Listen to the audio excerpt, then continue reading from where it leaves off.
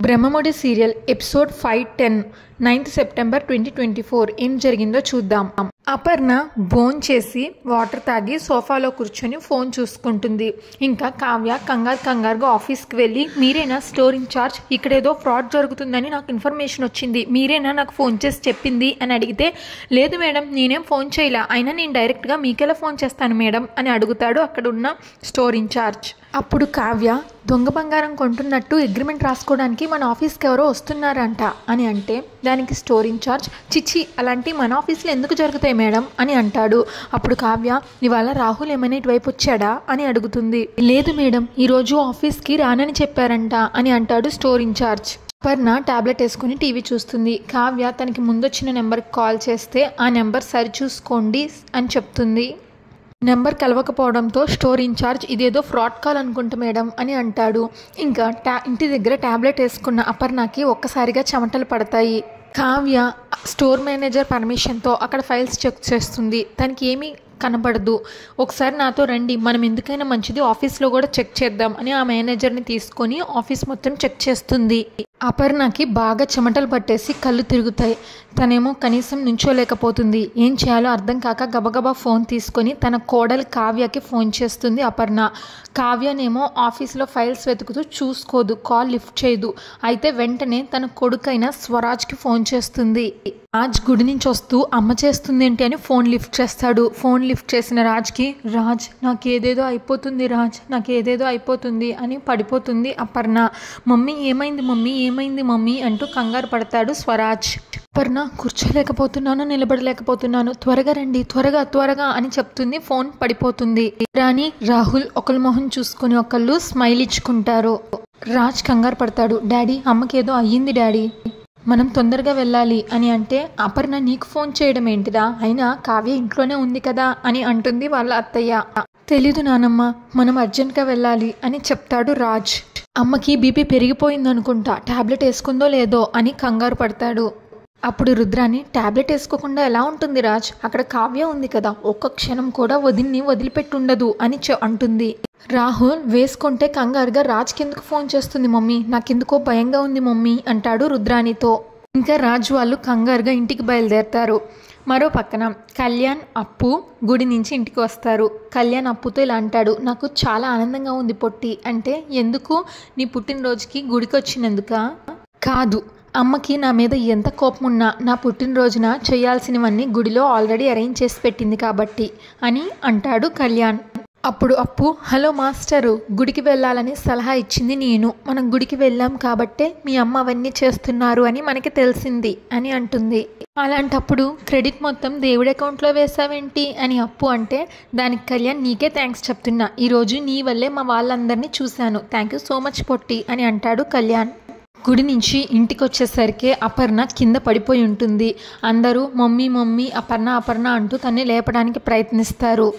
రాహుల్ ఏమో రుద్రానితో, మమ్మీ మన plan success అని అంటే, దానికి రుద్రాని, ఒరే సక్సెస్ అయ్యిందో లేదో అంటే తెలియాలి అంటే వదిన చచ్చిందో లేదో ముందు తెలియాలి కదరా అని అంటుంది. స్వరాజ్, డాడీ అంబులెన్స్కి కాల్ చేయండి అని అంటాడు. ఇంకా కారులోనే హాస్పిటల్కి తీసుకెళ్తారు కంగారుగా. అదే టైంకి కావ్య ఇంటికి వస్తూ చూస్తుంది వీళ్ళందరూ కారులో ఎక్కడికో వెళ్ళడం. డ్రైవర్ ఆపు, ఆ కారుని ఫాలో చేయి అని చెప్తుంది కావ్య. అపర్ణకి హాస్పిటల్లో సిలైన్ పెడతారు. అందరూ కంగారుగా బయట వెయిట్ చేస్తారు.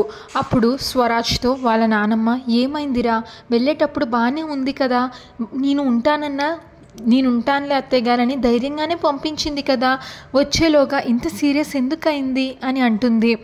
రాహుల్ రుద్రాని ఒకళ్ళ మొహం ఒకళ్ళు చూసుకొని స్మైల్ ఇచ్చుకుంటారు. వదిన ఇంత ప్రమాదంలో ఉంటే కావ్య ఎందుకు దగ్గర లేదు, అసలు ఎక్కడికి వెళ్ళింది అని అంటాడు ప్రకాష్. ఈలోగా కావ్య పరిగెత్తుకొని వచ్చి, ఏమైంది అత్తయ్య గారికి ఏమైంది అని అడుగుతుంది.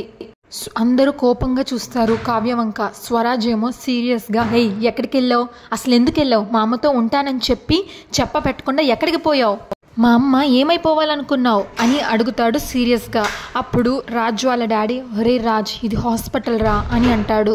కారణాలు ఏమైనా మనం తర్వాత మాట్లాడుకుందాం, కావ్య అంత బాధ్యత లేని మనిషి అయితే మాత్రం కాదు. అప్పుడు స్వరాజ్, బాధ్యత తెలుసా ఈ మనిషికి, ఒకవేళ తెలిస్తే ఆరోగ్యం బాలేని మనిషిని ఒంటరిగా వదిలేసి ఎందుకు వెళ్తుంది? అప్పుడు కావ్య, ఏమండి నేను చెప్పేది ఒకసారి వినండి అని అంటే, షడప్, మా అమ్మ విషయంలో నువ్వు వింత నిర్లక్ష్యంగా ఉంటావా? ఒకవేళ మా అమ్మకి ఏమైనా జరగాలి చంపేస్తాను నిన్ను అని సీరియస్ అవుతాడు స్వరాజ్. రాహుల్ రుద్రాని ఒకళ్ళ మొహం చూసుకుని ఒకళ్ళు చాలా హ్యాపీగా ఫీల్ అవుతారు. రుద్రాని రాహుల్తో అనుకున్నది అనుకున్నట్టుగా జరుగుతుందిరా అని అంటుంది. రాహుల్ ప్లాన్ పర్ఫెక్ట్గా ఉంది మమ్మీ అంటాడు. రుద్రాని ఒకవేళ వదిన బతికితే, లేదు మమ్మీ బతికే ఛాన్సే లేదు. స్వరాజ్ కావ్యని అస్సలు క్షమించడు. ఒక్క దెబ్బకి 2 పిట్టలు అంటాడు రాహుల్. ఈలోగా డాక్టర్ బయటకు వస్తే స్వరాజ్, డాక్టర్ మా అమ్మకి ఇప్పుడు ఎలా ఉంది, అసలు ఏమైంది, స్పృహలోకి వచ్చిందా అని అడుగుతాడు. అప్పుడు డాక్టర్ ఆమెకి సడన్గా బ్లడ్ ప్రెషర్ పెరిగిపోయింది, మెడ నరాల మీద ఒత్తిడి పడి సన్నటి క్లాట్ ఏర్పడింది అని చెప్తుంది. అందువల్ల కోమాలోకి వెళ్ళిపోయింది అని డాక్టర్ అంటే, స్వరాజ్ వాళ్ళ నాన్న ప్రాణానికేం ప్రమాదం లేదు కదా అంటే డాక్టర్ చెప్పలేము, మేము ఇచ్చే మెడిసిన్కి రెస్పాండ్ అయ్యేదాన్ని బట్టి చెప్తాము, ఇప్పుడే ఏమీ చెప్పలేము అని అంటుంది డాక్టర్. అందరూ ఒకసారిగా షాక్ అవుతారు. రుద్రాని రాహుల్ సంతోషపడతారు. స్వరాజ్ ఏమన్నారు, ప్రాణాలకి గ్యారంటీ ఇవ్వలేమని అంటున్నారా? ప్రాణాలతో ఉంటుందో లేదో చెప్పలేమంటున్నారా? Stop it. మా అమ్మకి ఏమైనా పెద్ద జబ్బు చేసిందా? పొద్దున మేము గుడికి వెళ్ళేటప్పుడు మా అందరితో బాగానే మాట్లాడింది కదా. బీపీ ఎక్కువ అయితే చచ్చిపోతారా? ఏం మాట్లాడుతున్నారు? మా అమ్మకి ఏం కాదు, మా అమ్మ బ్రతకాలి, మీరే బ్రతికించాలి అని సీరియస్ అవుతాడు డాక్టర్ మీద. అప్పుడు వాళ్ళ డాడీ వచ్చి, ఒరే రాజ్ ఏంట్రా మీ అమ్మకేం కాదురా అని అంటే, నేను అదే చెప్తున్నాను డాడ్, అమ్మకేం కాదు కాకూడదు అని అంటాడు సీరియస్గా. రాజు వాళ్ళ నాన్న అమ్మకేం కాదు సరేనా, నువ్వు ఎమోషనల్ అవ్వకు అని అంటాడు. ఇప్పుడు డాక్టర్ ఐసీయూ ముందు ఇంతమంది ఉంటే డాక్టర్స్కి ఇబ్బంది, తోటి పేషెంట్స్కి ఇబ్బంది, ఎవరైనా ఒకళ్ళు ఇద్దరు మాత్రమే ఉండండి అని డాక్టర్ అంటాడు. అప్పుడు రాజు వాళ్ళ నానమ్మ, మా కోడల్ని ఇలాంటి పరిస్థితుల్లో వదిలి ఎలా వెళ్ళమంటారు డాక్టర్ అని అంటే, రాజు వాళ్ళ నానమ్మపై కోపడతాడు. నువ్వు ఉండి ఏం చేస్తావు? అమ్మ ప్రాణాలని కాపాడతావా లేక పోయే ప్రాణాలని నిలబెడతావా? ఏం చేస్తారు మీరంతా ఇక్కడుండి? పోండి, అందరూ పోండి. మీ అందరూ ఏమన్నా దేవుళ్ళ? ఆ డాక్టరే చేతులెత్తేసింది. డాక్టర్ మాకు మీరు చెప్పేది వినేంత ఓపిక లేదు, ఎంత ఖర్చైనా సరే మేము భరిస్తాం, మా అమ్మని మాత్రం మీరు ప్రాణాలతో నిలబెట్టాల్సిందే, లేదంటే అని చెయ్యెత్తి డాక్టర్ మీదకి వెళ్తాడు. అప్పుడు రాజు వాళ్ళ నాన్న ఒరే అని ఆపుతాడు. సారీ డాక్టర్ మీరు వెళ్ళండి అని రాజు వాళ్ళ డాడీ అంటే, ఐ కెన్ అండర్స్టాండ్ అని అక్కడి నుంచి వెళ్ళిపోతుంది డాక్టర్. ఇంకా రాజ్, ఇంకా ఎందుకున్నారు మీ అందరూ ఇక్కడ, త్వరగా పోండి. కావ్యాన్ని చూస్తూ, నువ్వు నా ఎదురుగా ఉన్నావంటే నిన్నేం చేస్తానో నాకే తెలీదు, ముందు ఇక్కడి నుంచి పో అని అంటాడు. ఏమండి అని కావ్య ఏడుస్తుంటే అప్పుడు రాజ్ వాళ్ళ నాన్న, అమ్మ ప్లీజ్ అని అంటాడు. నేను రాజ్ ఇక్కడ ఉంటామమ్మా, మీ అందరూ ఇంటికి వెళ్ళండి అని అంటాడు రాజు వాళ్ళ డాడీ. అప్పుడు రుద్రాని, అన్నయ్య ఉంటానంటున్నాడు కదా, మనం ఇంటికి వెళ్దాం పదండి. ఏంటో వదినికి ఇలా ఉంటే మేము ఇంటికెళ్ళి మాత్రం నిలకడగా ఎలా ఉంటాము, కానీ రాజు ఊరుకునేలాగా లేడు కదా, మేము ఇంటికి వెళ్తాంలే పదండి అని అంటుంది రుద్రాని. ఇంకా కావ్య, అమ్మమ్మ గారు నేను ఆయనతో ఇక్కడే ఉంటాను ప్లీజ్ ప్లీజ్ అంటుంటే వాళ్ళ నానమ్మ, రాజు వాళ్ళ నానమ్మ స్వప్న, వద్దు ఇంటికి వెళ్దాం అదే మంచిది అని చెప్తే దాన్ని బలవంతంగా తీసుకెళ్ళడానికి ప్రయత్నిస్తారు. విషయం కళ్యాణ్కి ఫోన్ చేసి చెప్తారు. అప్పుడు కళ్యాణ్ అప్పుతో, పెద్దమ్మకి బాగాలేదంట, నేను హాస్పిటల్కి వెళ్ళొస్తాను జాగ్రత్త అని అంటాడు. కళ్యాణ్ హాస్పిటల్కి వచ్చి, పెద్దనాన్న పెద్దమ్మకి ఏమైంది పెద్దనాన్న అని అడిగితే, ఏమైందో తెలియటం లేదురా, కోమాలో ఉంది అంటున్నారు అని అంటే కళ్యాణ్ షాక్ అవుతాడు. కళ్యాణ్, ఏం కాదులే పెద్దనాన్న, పెద్దమ్మకి ఏం కాదు అని అంటాడు. అన్నయ్య అని రాజ్ దగ్గరికి వెళ్తే అప్పుడు రాజ్ కళ్యాణ్తో, ఏంటి మా అమ్మకి ఏమన్నా అవుతుందని భయపడుతున్నావా? ఏం కాదులేరా పిచ్చోడా, ఏం కాదు, రేపు పాటికి మా అమ్మ లేసి కూర్చుంటుంది చూస్తుండు. అరే ఎవరిని నమ్మద్దురా, ఎవరిని నమ్మకూడదు, ఈ డాక్టర్ని ఆ దేవుణ్ణి కట్టుకున్న భార్యని కూడా నమ్మకూడదురా. మనం చూసుకున్నట్టు అమ్మని వేరే వాళ్ళు ఎందుకు చూసుకుంటారు, అందరూ మాటలు చెప్తారు అంతే, లోపలికి రానివ్వట్లేదురా, నేను వెళ్ళి పిలిస్తే అమ్మ నాతో మాట్లాడుతుంది, లేసి కూర్చుంటుంది కూడా, ఈ డాక్టర్లు సరిగ్గా పట్టించుకోవడం లేదురా, పట్టించుకోవడం లేదు. రాజు వాళ్ళ నాన్న రాజ్తో, అమ్మకేమీ కాదురా అని అంటాడు. అప్పుడు రాజ్, నేను కూడా అదే కదా చెప్తున్నాను, నా మాట నాకే చెప్తారేంటి అని అంటాడు రాజ్. అంతటితో ఎపిసోడ్ అయిపోతుంది. ఇంకా నెక్స్ట్ ఎపిసోడ్ ప్రోమోలో రాజ్ ఇంటికి వస్తాడు. కావ్య రాజ్తో ఏడుస్తూ, నేను వెళ్ళకపోతే మనకు కంపెనీ పరువు పోతుంది, కంపెనీకి నష్టం వస్తుంది అని వెళ్ళాను అని అంటుంది ఏడుస్తూ.